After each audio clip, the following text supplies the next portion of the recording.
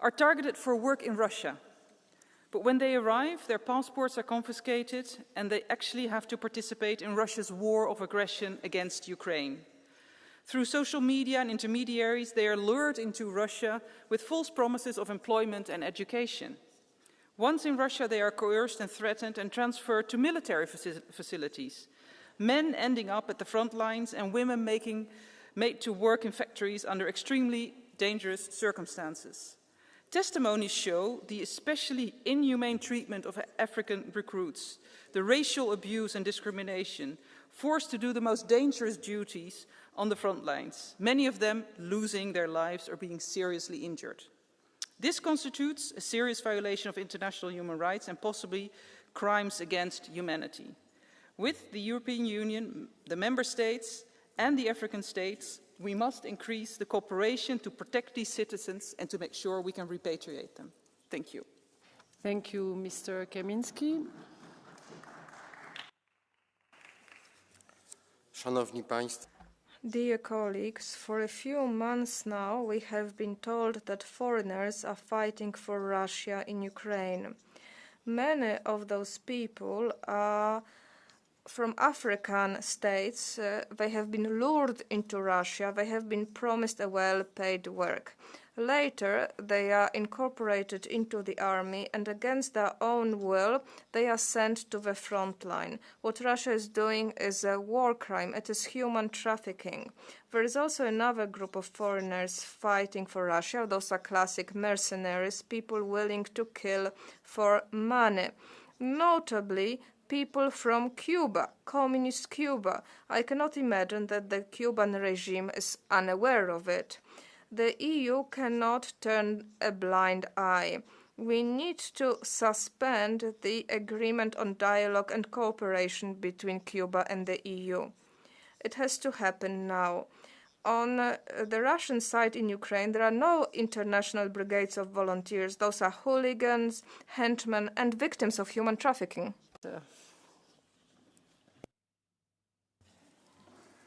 Thank you, President. Russia is a terrorist state. The list of abhorrent crimes are endless.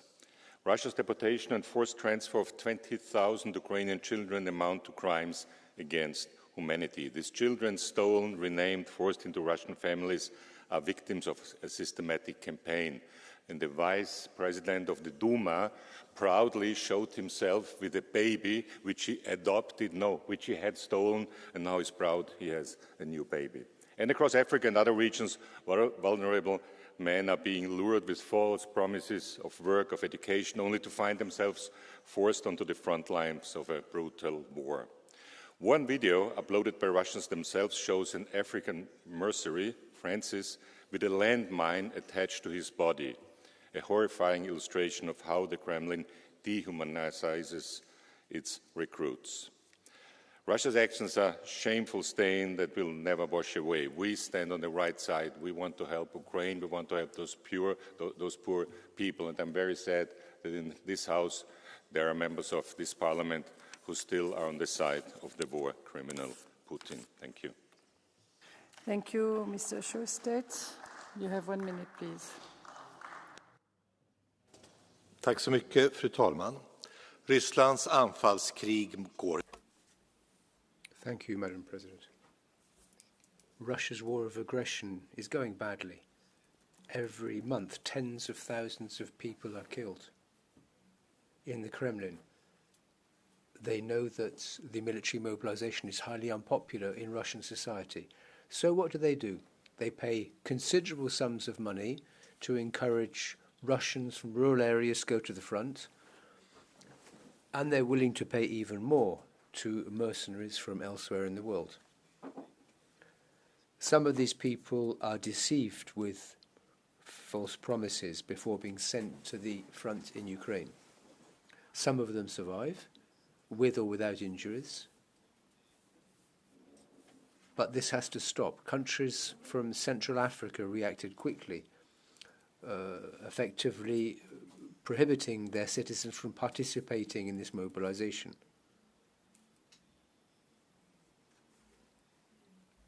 And many other countries should be working to prevent this transfer of troops. Dear colleagues, Russia has started to recruit non-Russian nationals, particularly from African countries. This practice is deeply alarming because many of these young men have been deceived by false promises of lucrative and safe jobs or educational opportunities. So far, more than 1,700 African citizens from 36 countries have been misled into fighting for Russia, mostly without prior military training. I think the international community cannot remain passive, and the European Union. We must first strengthen monitoring of these recruitment networks and bring their actions to light. Second, we have to collaborate with African governments to raise awareness, prevent recruitment schemes, and help them get their citizens back.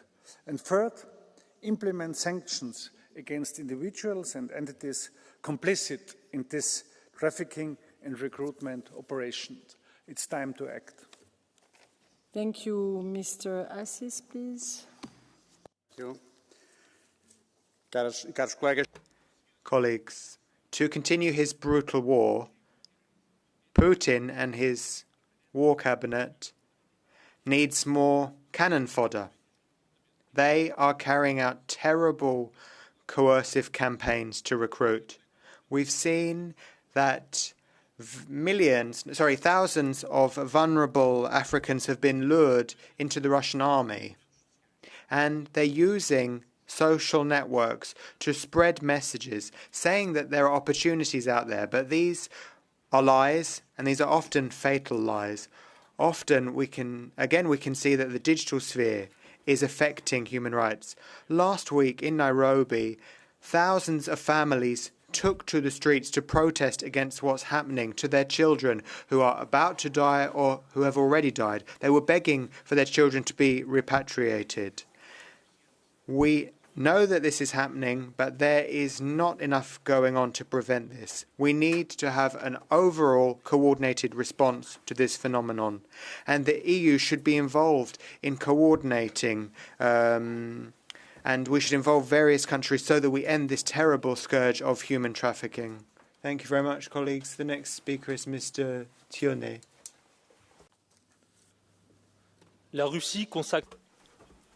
Russia is devoting enormous time and effort to portraying itself as an anti-colonial force. It's using a double ideological heritage in doing this, Slavic identity and anti-colonialism. This appeals to young people, particularly in Africa. We have to undermine and destroy this image in the same way as Russia has been deploying an aggressive strategy against France, or indeed the European Union in general, for what it calls modernity.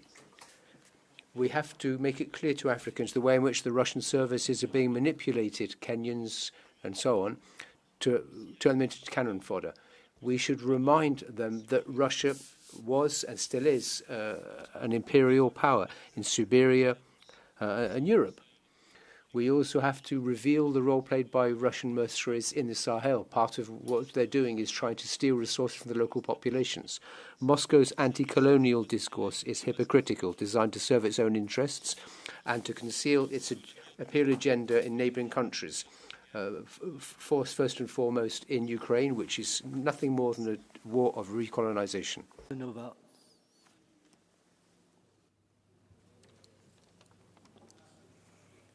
Již čtvrtým rokem probíhá útočná agrese Ruska.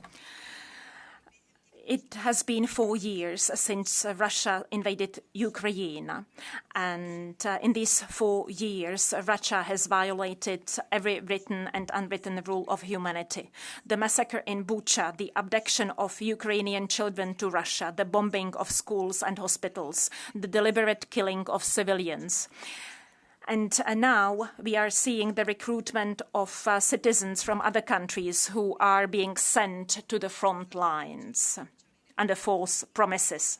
It began with citizens of Nepal. Now they focus mainly on countries in sub-Saharan Africa and Central Asia. We see again and again that Russians are behaving like barbarians, showing no restraint, and they have excluded themselves from our circle of civilization. Our task now is to support Ukraine's heroic struggle and invest in our defense capacities. Thank you, Chair, Commissioner. Some time ago, President Zelensky heard at the White House the following accusation: "You are gambling with World War III." Let us be very clear. The man gambling with global stability is not the leader defending his country, Ukraine. The man responsible for escalating tensions is Vladimir Putin. It was Putin who chose the war. He started it, he fuels it every day, and he alone bears responsibility for its brutal continuation. And now we see another cynical chapter, the recruitment and trafficking of non-Russian nationals to fight in his war against Ukraine. What does this tell us about the value Putin places on human life? He drags people into his war from wherever he can, from North Korea, Cuba to African countries, often through deception, coercion or exploitation. These confused and misled recruits are not treated as soldiers, but as disposable tools of war. This is not only aggression against Ukraine, it's the industrialization of human exploitation for the war. Europe must call what it is and hold Russia accountable. Thank you. Merci beaucoup. Thank you very much. Peter Volgen is the next speaker. Малък урок по история. В продължение на векове цивилизованите европейски държави колонизират Африка безмилостно. For hundreds of years, European countries have colonized Africa, exploited local populations, and sold millions of people into slavery. So colonialism and the end of it haven't brought an end to the suffering. They have suffered the same fate. The African peoples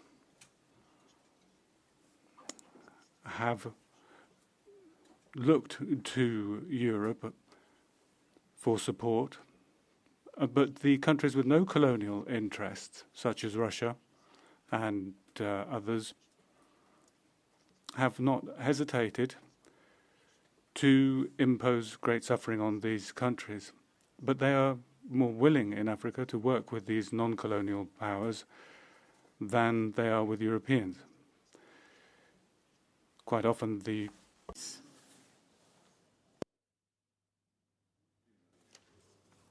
Thank you, Mr. President. Russia has been active in Africa since the height of the Soviet era, and over time it gained a new military and political foothold there, first through the Wagner Group, now through the Africa Corps. Russia also maintains its channels of influence in Africa by recruiting soldiers. Young Africans are promised jobs or education opportunities, but in reality they are given weapons. Russia is acting like this in Ghana, Kenya and South Africa. It is estimated that nearly 2,000 Africans from 36 countries are fighting on Russia's side.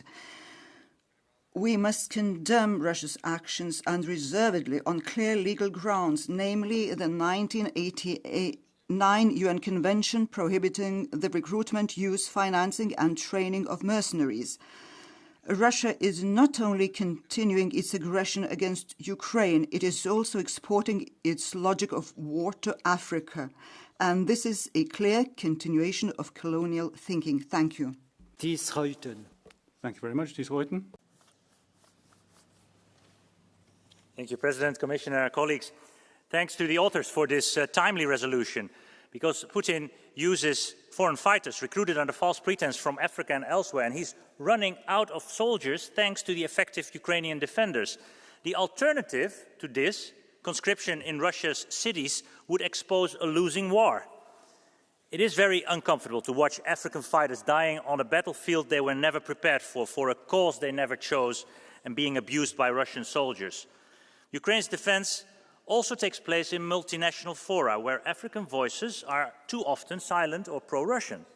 Therefore, the EU must join forces with our African partners to clarify the human cost of Russia's brutal and illegal policy, also on African streets. Second, make clear that Russia and its Wagner Group and Africa Corps are no friends to Africa, but only advance Russian interests through disinformation, deceit and exploitation. And third, that we offer credible alternatives, including through our CSDP missions. Thank you. Merci beaucoup, cher collègue. Thank you very much. Adam Bielan.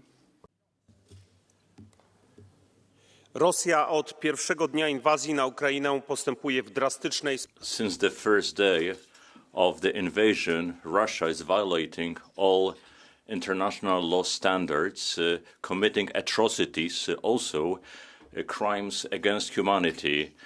They do not care about the lives of their own citizens. What counts is the objectives, which is conquering, and people are just means to achieve this goal.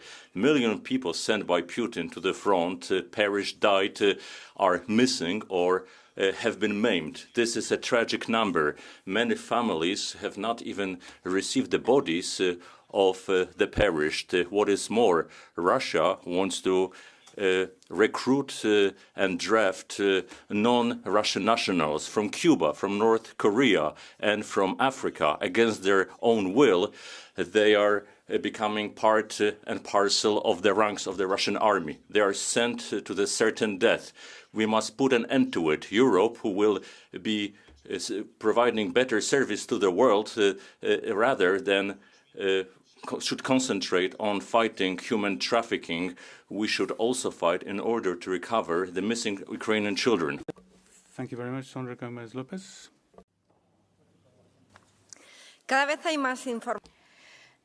We are seeing increasing amounts of information pointing to the fact that young people from Africa are being recruited through deception to fight this illegal war of Russia against Ukraine. This is a serious case of human trafficking and exploitation, exploiting human vulnerabilities and poverty to feed this illegal war.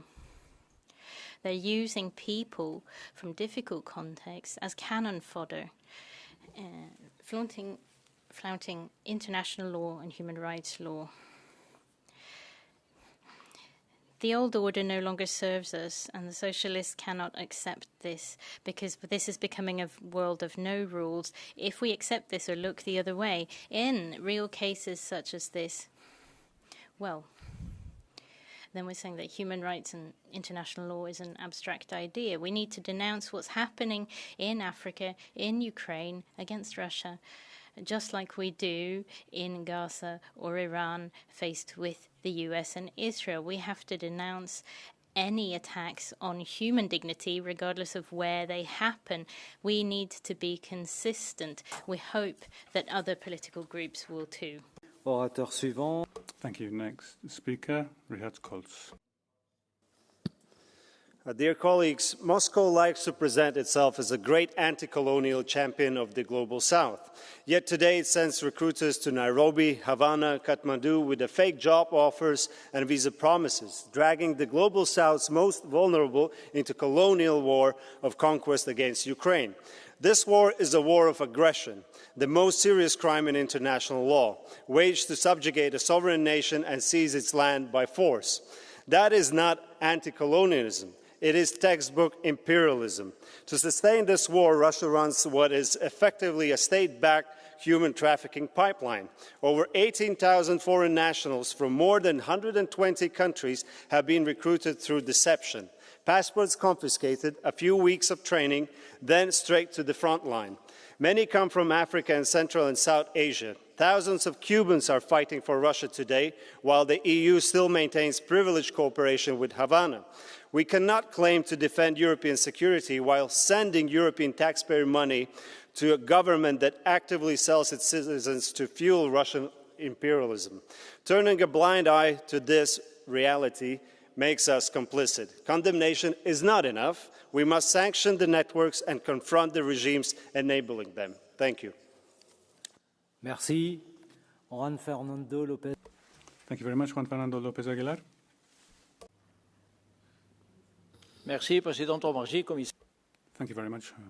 Commissioner, under this item of the agenda of plenary, we are covering a number of major concerns for the European Parliament: trafficking, misinformation, fraudulent recruitment by Russia. In African countries, we have information saying that thousands of young people have been deceived and sent to the front as cannon fodder. 42% of them have fallen in combat on the Ukrainian front in less than 4 months. It's scandalous. We have shown commitment as the European Parliament in standing up against the aggression of Putin, in financing the Ukraine facility militarily by sending ammunition and weapons, and we should do it diplomatically as well to protect these young people from deceit with all of our force of our delegations in Africa to stop the slaughter. Young children who are being deceived and whose human rights are of major concern. Thank you very much. I now open the Catch the Eye procedure. Sebastian Tinkinen, you have the floor. Dear President, Russia's 2-week special military operation has turned into a 4-year nightmare. It's fair to say that they have bitten off way more than they can chew. They've suffered over 1 million casualties. Replacing the endless Russian meat wave is proving difficult for Kremlin. Being sent to the front lines is a death sentence. Not long ago, thousands of North Korean soldiers were sent to support Russia. But in Putin's search for more disposable bodies, he's turning to something very dark: human trafficking. There have been horrifying reports of people in Africa who were tricked into fighting for Russia. They were promised a job or an opportunity, only to find they had been deceived.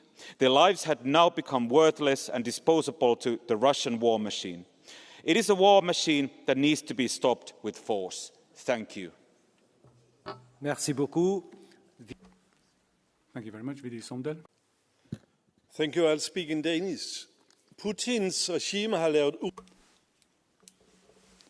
Many monstrosities have been committed by Putin's regime, with attacks on a fully innocent neighbor, kidnapping and indoctrination of Ukrainian children, bombardment of civil targets, areas of residence and hospitals. More than 1 million young Russian men have died as a result or suffered life-altering injuries. He doesn't care. And thousands of young people from the global south have been tricked and deceived into participating in the attack on Ukraine. Interviews provide convincing evidence that they didn't know what was happening to them. So these 4 years of crime have had a terrible impact for Ukraine, for the young Russian soldiers who've lost their lives in a meaningless war, and also those who have been deceived into participating in this war. Thank you very much. To conclude this session, I would like to give the floor to Commissioner Hoekstra.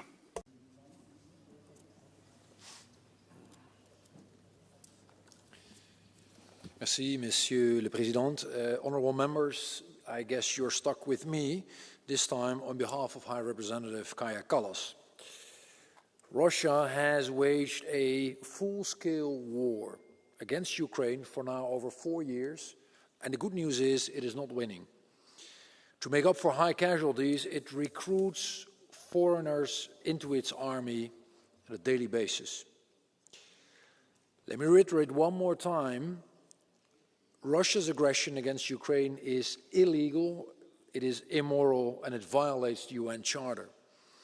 And the European Union has consistently condemned the support provided to Russia and to its war by Belarus, by Iran, by North Korea, and has recognized China as a key enabler.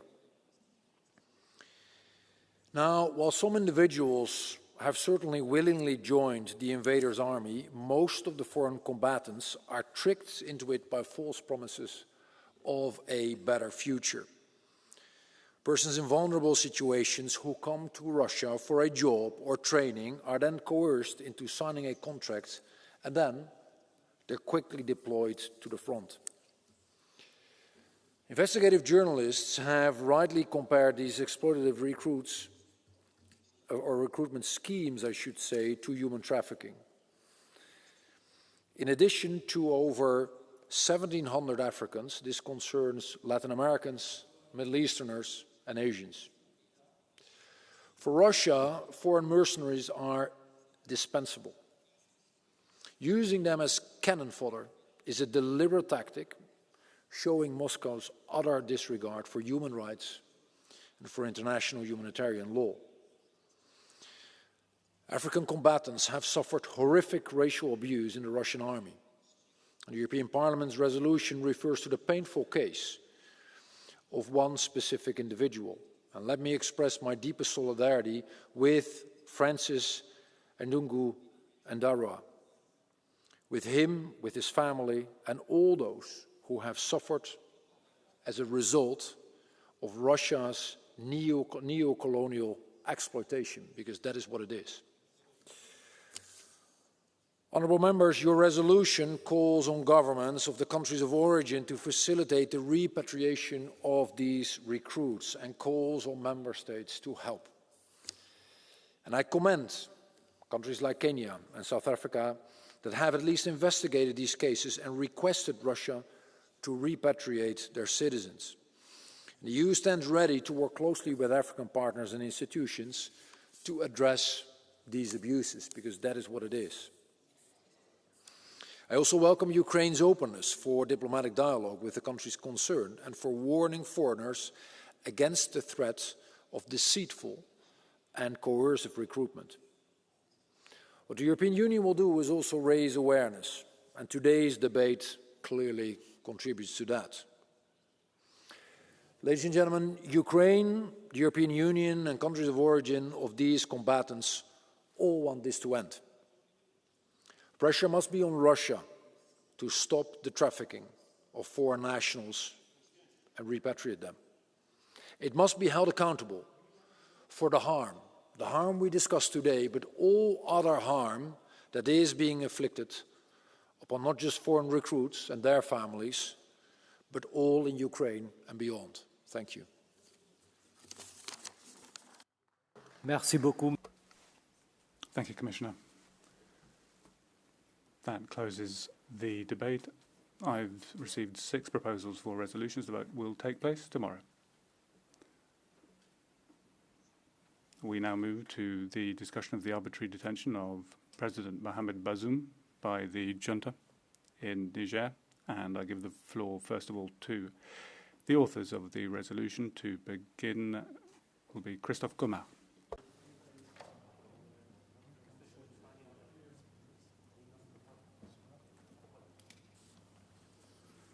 Monsieur le Président, Monsieur le Commissaire. President, Commissioner, dear colleagues, tomorrow we'll be voting on an urgency resolution which I set great heart by. We call for the release of the President of Niger, Mohamed Bazoum. It's the 4th time. Now, since 26th of July 2023, when the coup took place, the military have basically cut him off from the outside world. He doesn't have access to a phone, and there's been 950 days of unjustified detention. Now, he's democratically elected, and he contributed there to jihadist terrorism, arms trafficking, human trafficking, and contributed to regional stability. We can't stand by in silence when a European key ally is imprisoned. We need to show solidarity, and his release is urgent for 2 main reasons. First of all, on the 2nd of April 2026, his mandate will come to an end. If he's not released before then that has to be seen as a major failure, and a clear message needs to be sent to our partners and their opponents. We are allies, we take our commitment seriously, and we want more freedom and more stability. The detention of a democratically elected person is unacceptable. He's imprisoned by a military junta which is still in power today. We call on the immediate release of President Bazoum and his wife, the restoration of the constitutional order and the organization of democratic elections. There is insecurity and a spiral of violence, and the territory now is open to jihadist attacks on religious minorities. We can't stand by and see this happen, and we have an urgency resolution on this, and we need to vote in favour of it. Muriel Laurent. Thank you very much. Muriel Laurent. Merci, Monsieur le... Thank you, President. Commissioner, dear colleagues. The coup and arrest of President Bazoum showed a turning point in Niger's history. This is one of the poorest countries in the world, and it is now facing growing uncertainty and insecurity. Millions have been displaced and depend on humanitarian aid for their survival. In this context, the decision to discourage NGOs and throw out international organizations has dramatic consequences. Let us be clear. The junta cannot replace these humanitarian organizations. They need to be able to take up the humanitarian mission. Without an immediate return to the rule of law, there will be no peace and no development. Civil society must be able to act freely to prepare a swift and credible democratic transition. Finally, all political prisoners must be released, including Mohamed Bazoum, because without fundamental freedoms and stable rule of law, there can be no stability for the people of Niger. Time is pressing on, and the world cannot remain silent. Nathalie Loiseau. Thank you very much. Nathalie Loiseau. Thank you, President. From almost 3 years ago, the military coup d'etat took place in Niger, since which time President Bazoum has been held in detention. And over these 3 years, we've seen catastrophic outcomes. The country is no longer a democracy, the people are suffering, and the jihadist military junta is making, the jihadist military is making progress.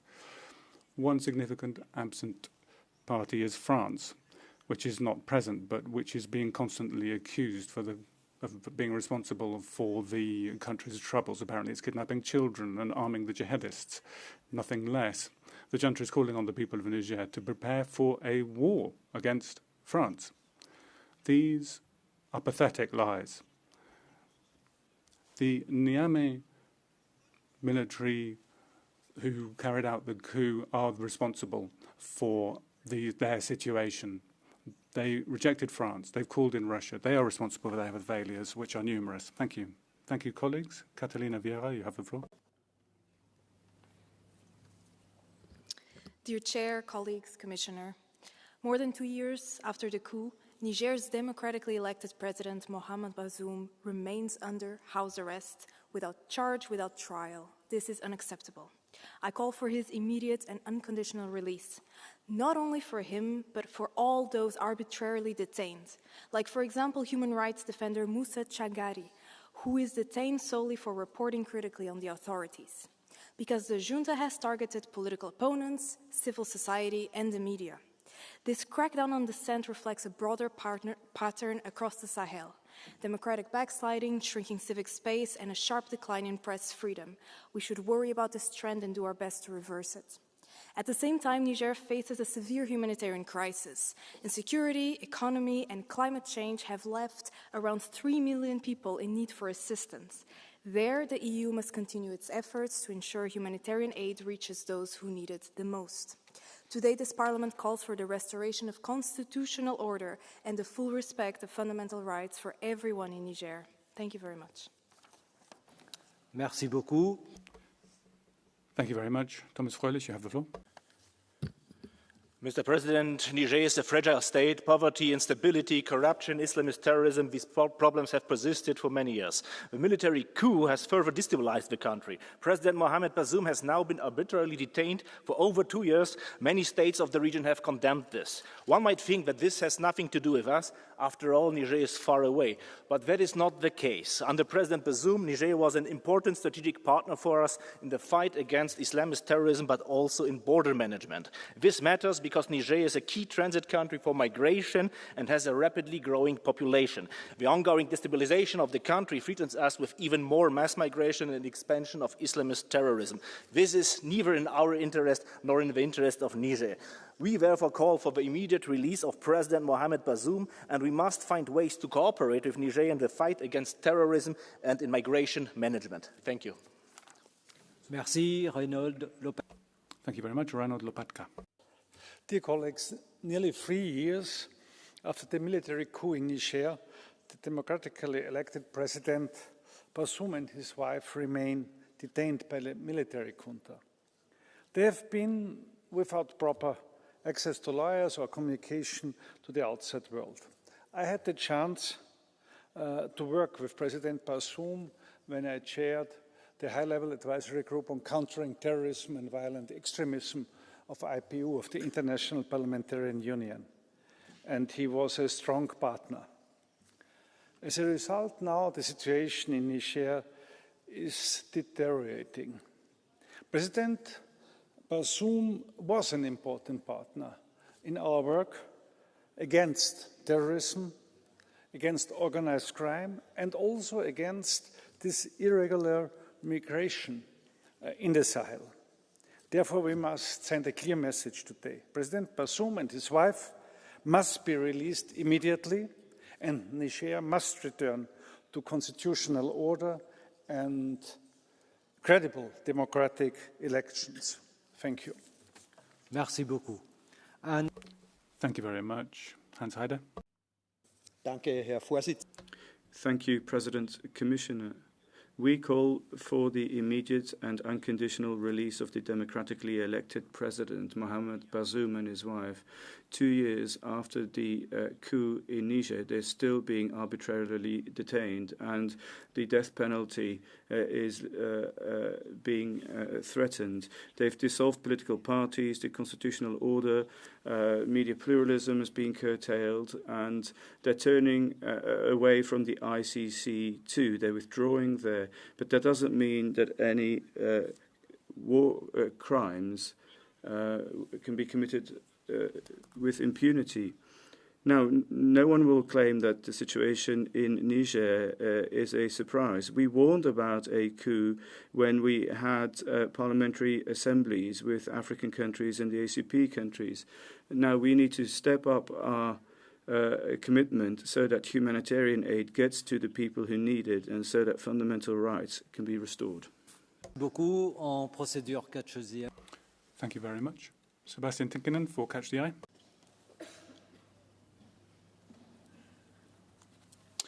Dear President, every month this House calls for immediate release of imprisoned African opposition figures and condemns atrocities on the continent. Don't get me wrong, it is good that we condemn them. But the question we should ask is, why do so many of our calls have no influence? The answer is that Europe has been losing its significance. How do we turn this around? We must become militarily formidable. We must return to being innovators instead of regulators. And we must stop boosting our rivals while they are trying to gain a foothold in developing countries. We should neither push our factories to China nor keep buying Russian energy. The world runs on power and leverage. If we have neither, we become irrelevant. Let's make Europe matter again. Thank you. Merci beaucoup, cher. Thank you very much indeed, colleague. To bring this discussion to a close, we will now hear from Commissioner Hoekstra on behalf of the Commission.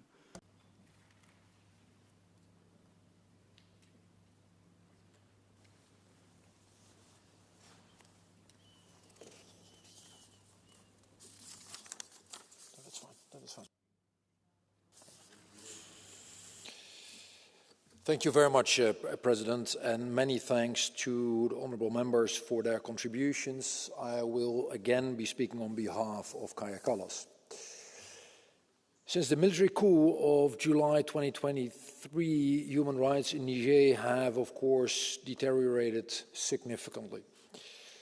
The military junta continues to repress political opponents. Many of you have referred to that, dissidents, journalists, including indeed former President Mohamed Bazoum, as well as former officials, human rights activists, and journalists who remain detained on clearly politically motivated charges.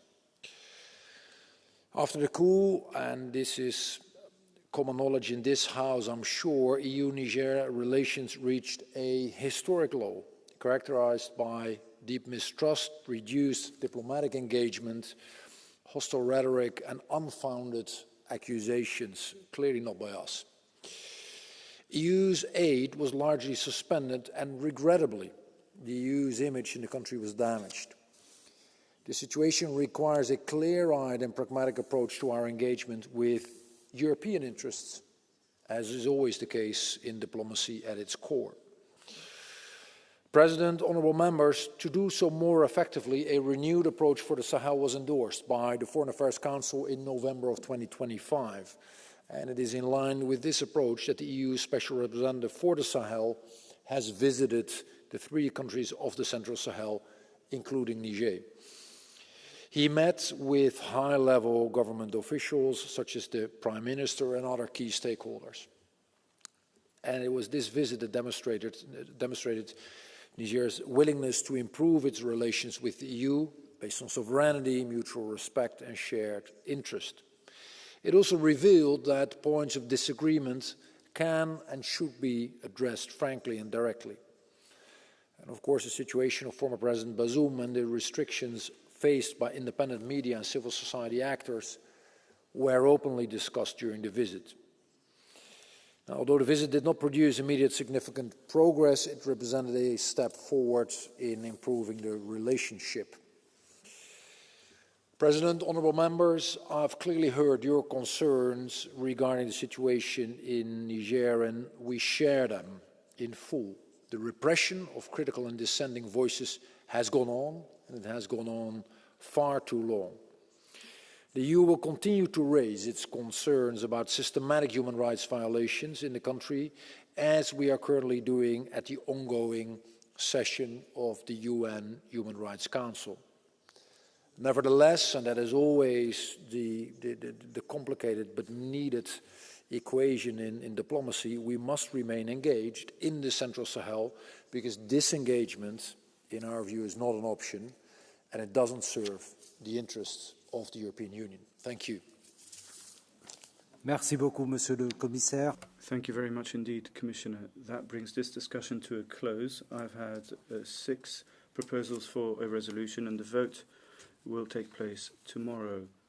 The next item on our agenda is the debate on the case of Elene Khoshtaria and political prisoners under the Georgian Dream regime. I'll give the floor to one of the authors of the resolution, Raza Yuknevichiene. Dear colleagues, there are those who say that Georgia is lost. It is not true. Yes, today the Georgian people are experiencing one of the most difficult periods in their recent history. However, Georgia is certainly not lost. This is evidenced by the letter I received yesterday from Elene Khoshtaria. I quote, "Dear Rasa, I am humbled that my name stands on the agenda on Georgia. It is, of course, not about me, but about the Georgian people who have demonstrated incredible resilience in the fight against Russia. This is not a fight for one person's liberty. It is a fight for a nation's dignity and the defense of its European choice. I wanted you to know that I am ready to be in prison as long as it takes, and I have no concerns about my personal imprisonment. The most important thing is to mobilize enough attention on the strategic challenges that Europe is facing in Georgia, which you are doing so successfully, as we are doing. Bidzina Ivanishvili may want to use us as a bargaining chip, as hostages, which we should not allow to happen. I do not seek my personal freedom. I seek freedom from the Georgian people, for the Georgian people. Since Georgian people are committed to fight, we, the political prisoners, are committed to fight. And since you, our friends, are also committed to fight, I am confident we will prevail. Thank you once again, Elene Khoshtaria. End of quote. Georgia and Georgians, you are not lost for us, for European Union. Merci beaucoup. Thank you very much indeed. The next speaker is Nacho Sanchez Amor. Gracias, Presidente. Thank you, President. This morning, the Armenian president spoke of Georgian accession to the EU as an essential step. They have abandoned the European perspective, which has left a trail of negative consequences within and without the country. Nascent Georgian democracy and a long list of journalists, politicians, and other members of civil society have been persecuted. We have named Elene Khoshtaria, but together with her, a great number of people representing democratic groups have been thrown into prison for speaking out for democracy. We must act. It is a shame for the Union that we only discuss sanctions against Georgia because of help to Russia and not because of the incarceration of Democrats. In Turkey, in Azerbaijan, in Central Asia, in Turkey, in Egypt, they are free to repress their people as much as they want. Brussels only reacts when they support Russia.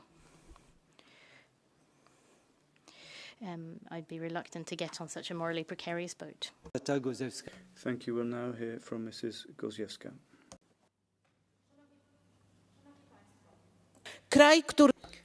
Colleagues, a country who has been a symbol of reforms until very recently is now drowning in corruption, repressions, political violence. 150 people are in prison for political reasons, among them opposition leaders, journalists, social workers, students, common citizens who are punished for their views and for protests which are peaceful by nature. Mr. Saakashvili, former president, is a case in point. And I would like to mention that this fact is not mentioned in the resolution negotiated yesterday. It surprises me. It worries me. There is no time for political games. We should really fight the lack of law, rule of law in this country. I have submitted amendments going in this regard. We have to emphasize one thing. The regime works through anti-West propaganda, disinformation, just like Russia. So the EU should not only cover with its sanctions propaganda-style media, but also people responsible for the destruction of democracy in Georgia. We should call on Tbilisi to have all political prisoners freed as soon as possible. Laws that are repressive by nature should be done away with. This nation deserves good and sound future, and the EU is obliged to help it. Nathalie Loiseau. Thank you. Nathalie Loiseau, please. Colleagues, fortunately there is one European institution, our Parliament, which is protecting the honour of the European Union when it comes to Georgia. It's impossible to breathe in Tbilisi for anybody who refuses to yield to the party in power.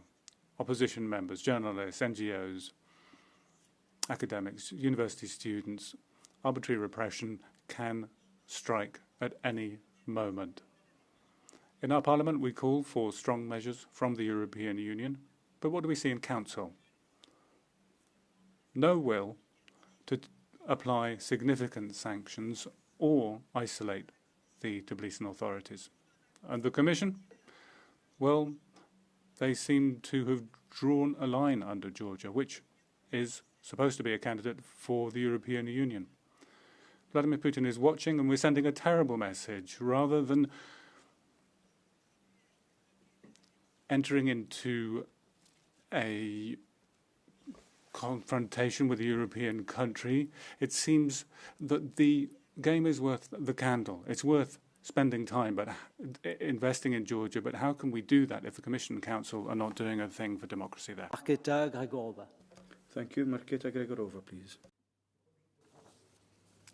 Dear colleagues, the arrest and detention of DRA party leader Elene Khoshtaria mark another troubling step in Georgia's democracy downfall. Elene was detained for writing protest messages against the ruling party, and now she's facing years in prison if prosecuted. She's again one of many others who are part of politically motivated processes in intensifying repression of any protesters, civil society and media. This has turned into complete erosion of democracy and the consolidation of anti-democratic forces. In addition, there is another legislation sweeping through Georgian parliament, banning even basic activism and organized civil society.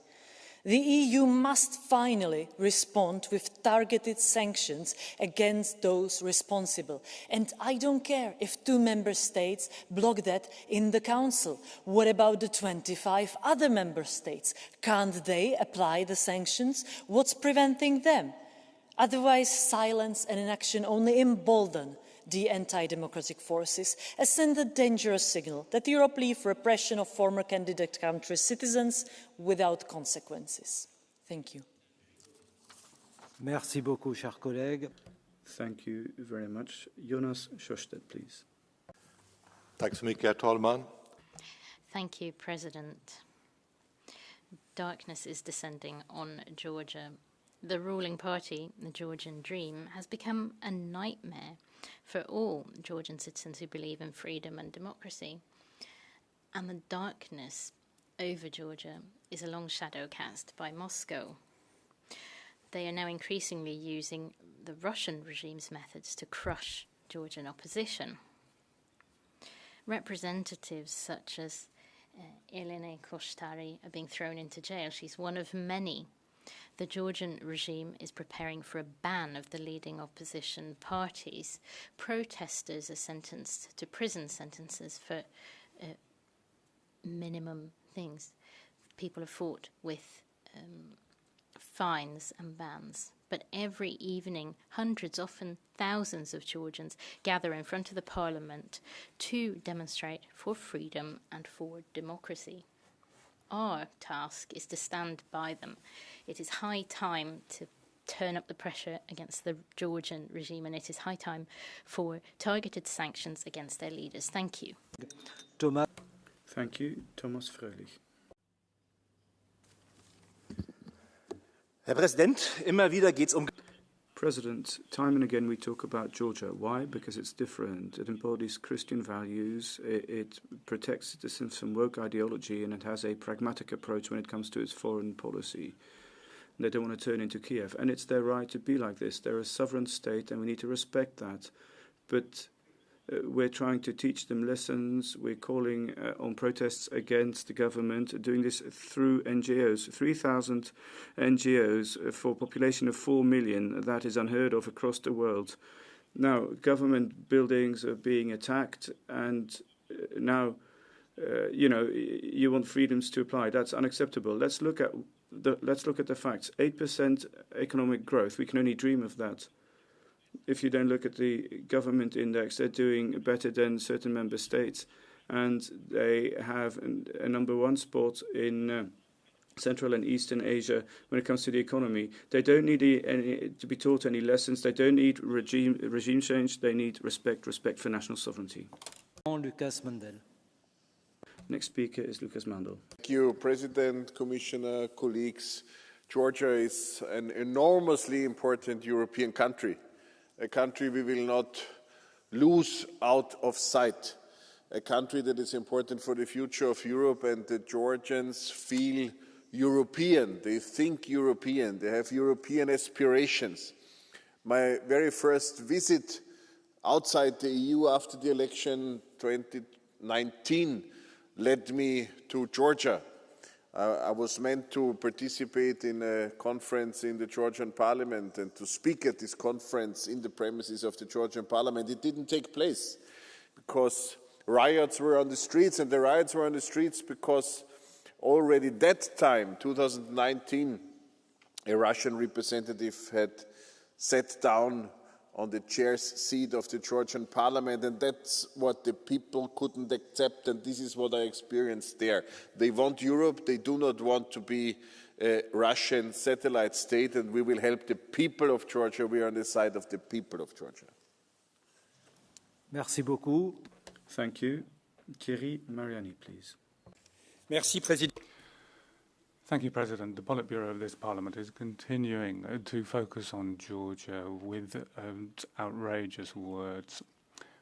Political pressure, visa blackmail, financial threats from Brussels against this country, and this time an attack against Georgian Dream Party. Clear manipulation, because you cannot discredit a political movement that was supported by more than 50% of the population in 2024 in the elections and has a solid parliamentary majority.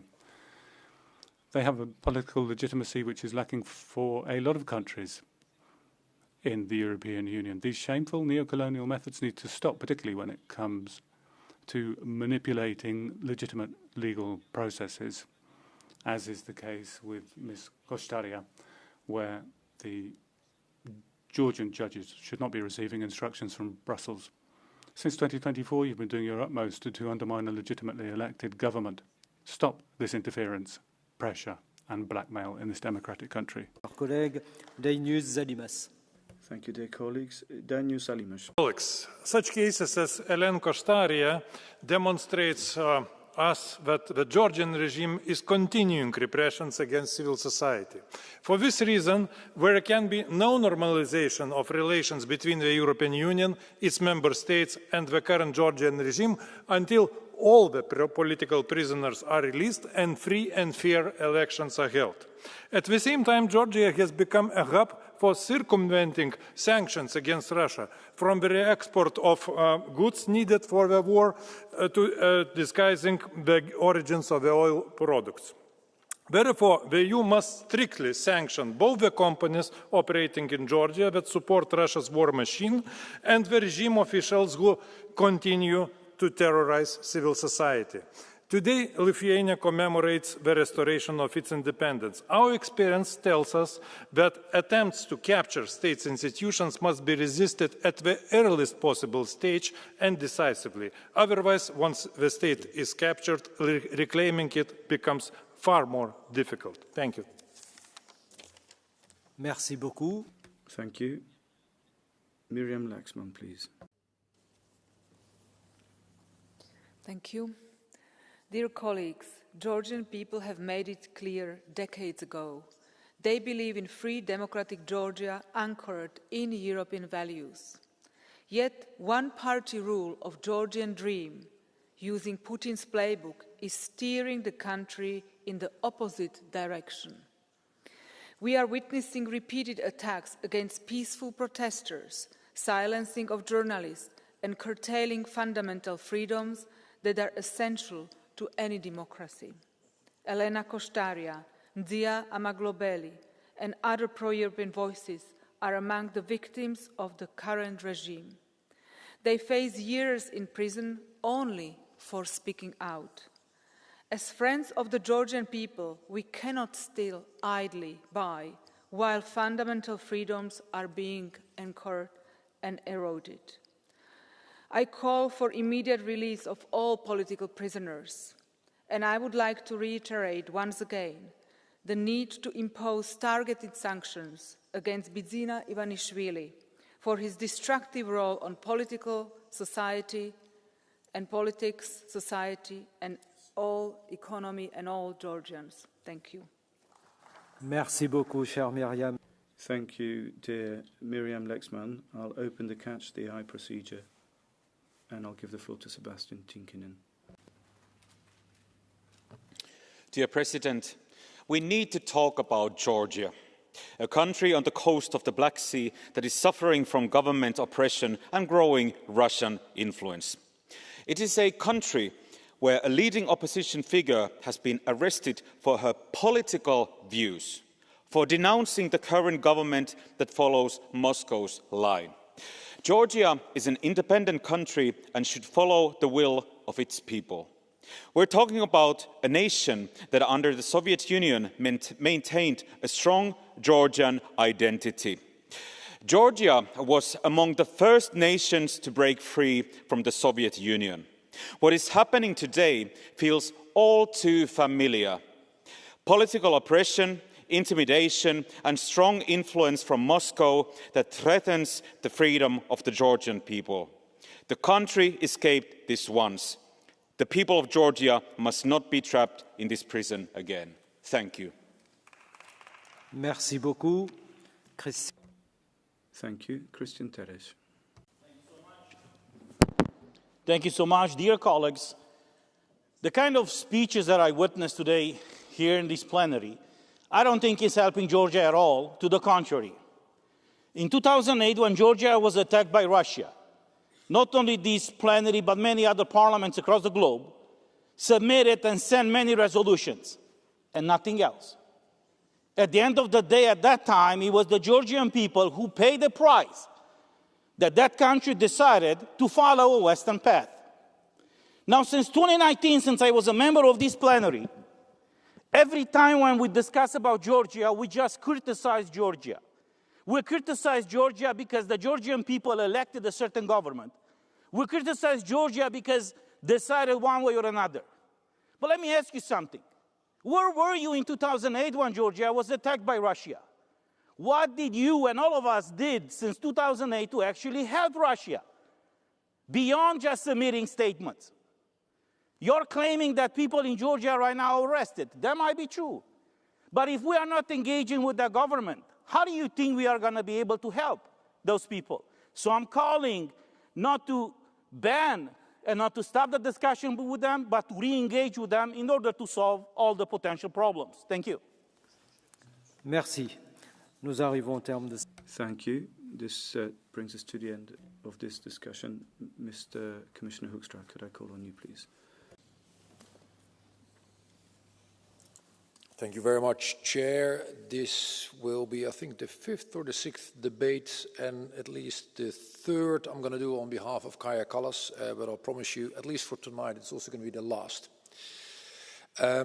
Ladies and gentlemen, the human rights situation in Georgia, as many have referred to, continues to deteriorate.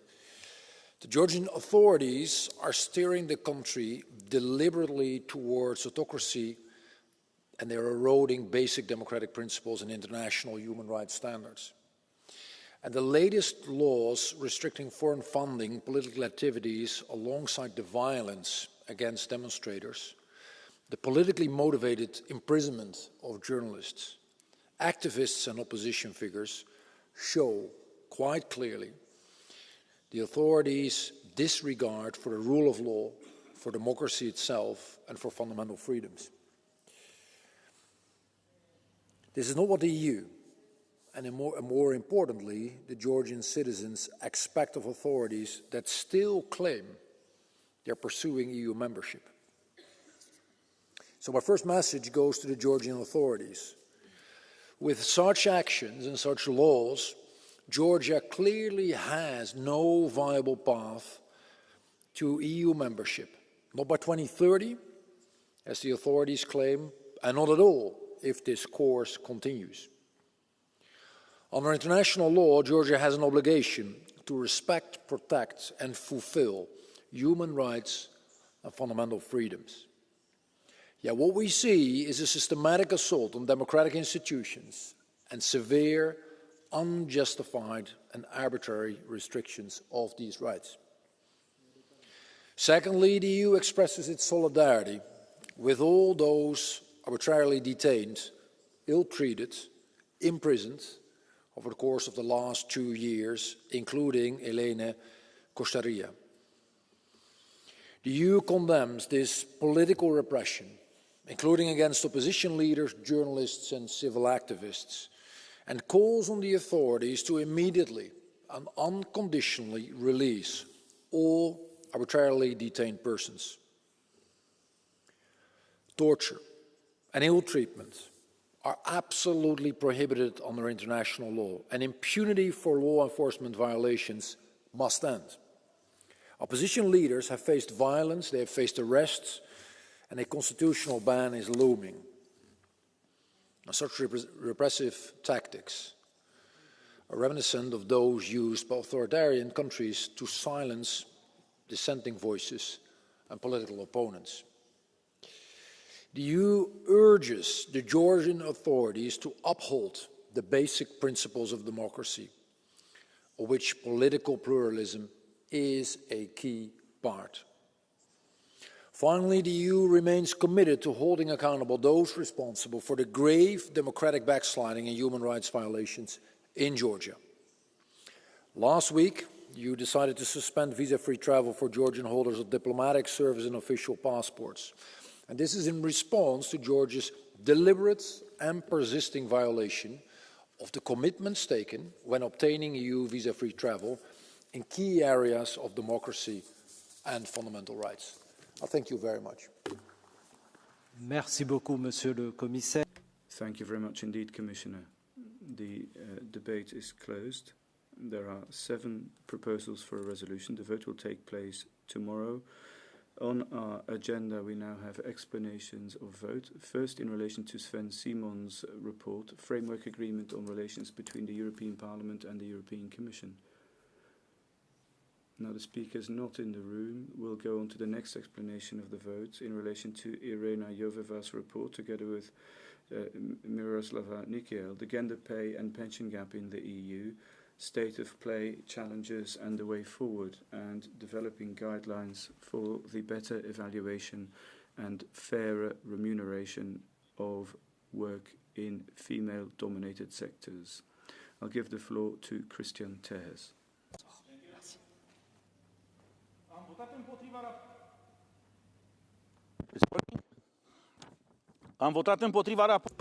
I voted against the report on the difference of pensions between men and women because this report doesn't solve the substance matter, the fact that women are paid less than men for the same work. The report actually speaks about the ideological gender aspects. If we speak about men and women, we speak of 2 clear, distinct realities. These cannot be flexible, interchangeable concepts.